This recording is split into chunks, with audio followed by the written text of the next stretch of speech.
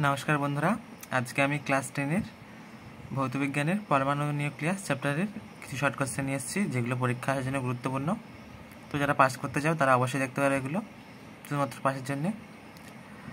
একে, আলফা রশ্মি ধনাত্মক তড়িতাধানযুক্ত। 2, বিটা রশ্মি ঋণাত্মক তড়িতাধানযুক্ত। গামা রশ্মি নিঃসরিত। কোনো মৌলের পরমাণু থেকে আলফা কণা নির্গত হলে ওই পরমাণুর পরমাণু ক্রমাঙ্ক 2 এবং ভর সংখ্যা 4 হ্রাস পায়। 5, কোনো মৌলের পরমাণু থেকে বিটা কণা নির্গত হলে তার পরমাণু ক্রমাঙ্ক 1 বৃদ্ধি পায়, কিন্তু ভর সংখ্যার কোনো পরিবর্তন হয় না। গামা রশ্মি নির্গত হলে পরমাণু ক্রমাঙ্ক ও ভর সংখ্যার কোনো পরিবর্তন হয় না। তেজস্ক্রিয়তার এসআই একক বেকারেল। তেজস্ক্রিয়তা সিজিএস একক কুরি। বেদন ক্ষমতার ক্রম gamma greater than beta greater than alpha.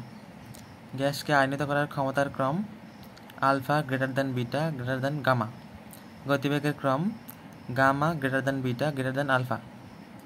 প্রাচীন বস্তুর বয়স নির্ণয় ব্যবহৃত হয় 14C6 অর্থাৎ তেজস্ক্রিয় কার্বন।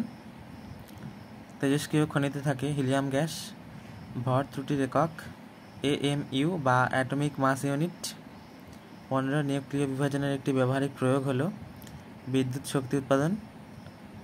16 সূর্য বা অন্যান্য নক্ষত্রের উষ্ণতা এত বেশি, তার কারণ নিউক্লিয় সংযোজন।